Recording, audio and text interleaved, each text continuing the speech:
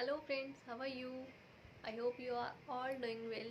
So guys, welcome to my YouTube channel Varsha RV.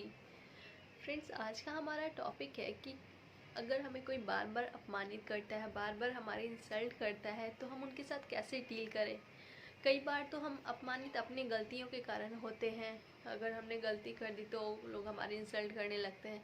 लेकिन कई बार ऐसा भी होता है कि बेवजह ही कोई बार बार आपकी इंसल्ट करे। ऐसा होता है ना, बार बार आपको किसी बात के लिए टोके, आपको समझाए, बट आपने वो गलती की ही नहीं होती है, तो उसके साथ हम क्या करें।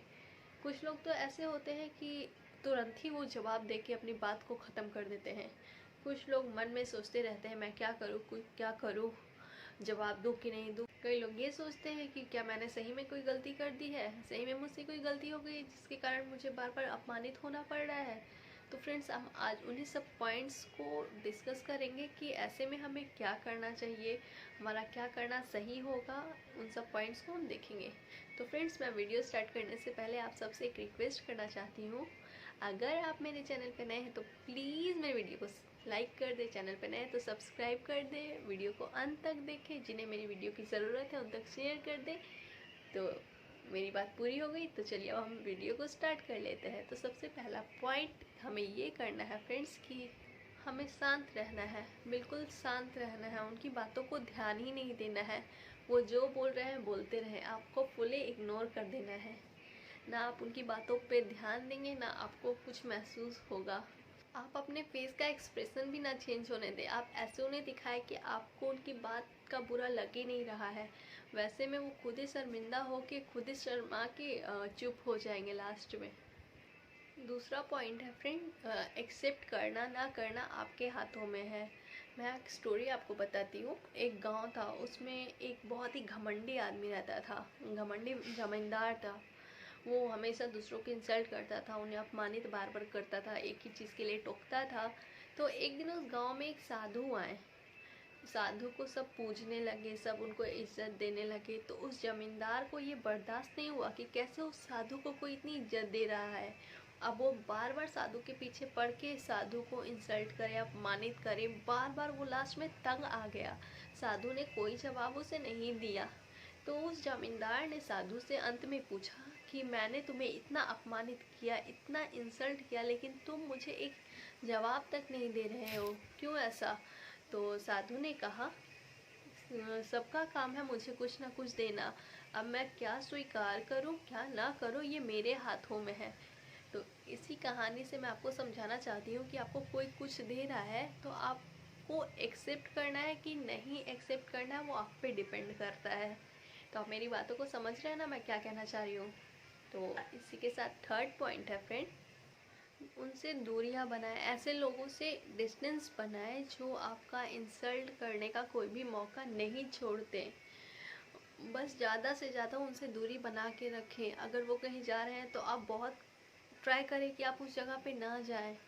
अगर आप उनसे फेस टू फेस होंगे तो उनकी तो आदत बन चुकी है इंसल्ट करने की, वो नहीं सुधर रहे हैं, तो आपको लास्ट में खुद को ही सुधारना पड़ेगा। आप उनसे बस दूरी मेंटेन करके रखें ताकि वो समझ जाए कि आप उनके सामने क्यों नहीं जा रहे हैं। अगर आप उनसे डिस्टेंस नहीं बनाएंगे तो उनका तो कुछ नहीं होगा, लेकिन मेंटली टॉर्चर, मेंटली हेल्थ पे आपका असर पड़ेगा। आप डिस्टर्ब रहोगे, आप टेंस रहोगे कि उन्होंने ऐसा बोल दिया, मैं कुछ बोल नहीं सका, मैं कुछ कर नहीं सका। ये सोच सोच कर आप तनाव में जाएंगे। सामने वाले को कुछ नहीं होगा जो इंसल्ट कर रहा है, वो तो मजे लेके बस अपना जो उसका आदत है वो करके निकल लेगा, लेकिन आप टेंस रहोगे। इसीलिए ज़्यादा से ज़्यादा आप ऐसे लोगों से दूरी बना कर रखें, वो ज़्यादा बेटर होगा। इसी के साथ फोर्थ पॉइंट है फ्रेंड्स, अगर आपकी कोई इंसल्ट करता है तो उसे कभी कभी हमें पॉजिटिव वे में भी लेना चाहिए, सकारात्मक भी लेना चाहिए। मान लीजिए कोई हमें बार बार इंसल्ट करके कह रहा है तुमसे ये नहीं हो पाएगा, नहीं हो पाएगा, तो ऐसा ना है। आप बस उसकी बातों को पॉजिटिवली लें और सोचिए कि अगर उसने मुझे ऐसा कहा है तो मैं उसके अपोजिट ऐसा करके दिखाऊंगा। इसमें आपका नुकसान नहीं है, इसमें वो जेलस और होगा। आप तो अपने गोल की तरफ आगे बढ़ते जाएंगे, लेकिन सामने वाला जेलस हो जाएगा कि मैंने तो उसे बोला था और उसने मेरे अपोजिट ही बिल्कुल ये काम कर दिया है, जो वो नहीं चाहता था वो आपने कर दिया है। तो किसी किसी बातों को पॉजिटिव लेना भी सीखें। के साथ फिफ्थ पॉइंट है फ्रेंड्स, और लास्ट पॉइंट है और इंटरेस्टिंग पॉइंट है कि कभी कभी खुद पे हंस लें। अगर आपका कोई मजाक उड़ाता है, लाइक आप कभी गिर गए, या आप थोड़े हेल्दी हैं या थोड़े पतले हैं, या कुछ भी कमी है हम में, तो अ, आप क्या करते हैं, आप पे कोई कमेंट करता है तो आप उदास हो जाते हैं ना। ऐसा बिल्कुल भी नहीं करना है, आप खुद पे ही हंस लें।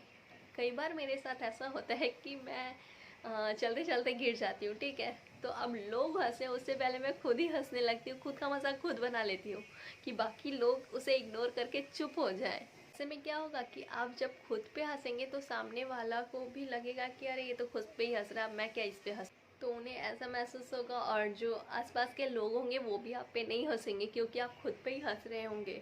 आप चलते हैं तो आपके कोई चलने पे हंसता है, या आप हंस रहे हैं जिस तरीके से, उस हंसी पे अगर कोई मजाक उड़ाता है तो आप खुद ही अपनी हंसी पे हंस लें, खुद ही अपने चलने पे हंस लें।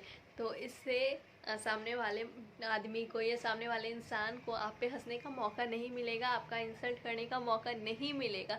तो इस बात को हमेशा रखें, इसी बहाने आप थोड़ा हंस भी लेंगे। तो फ्रेंड्स, इसी के साथ मेरा वीडियो मैं अब एंड करती हूँ अपने वीडियो का।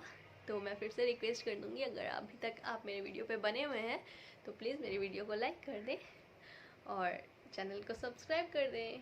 तो मिलते हैं अगले वीडियो में नए टॉपिक के साथ। तब तक अपना ध्यान रखें, खुश रहें, टेक केयर, बाय बाय।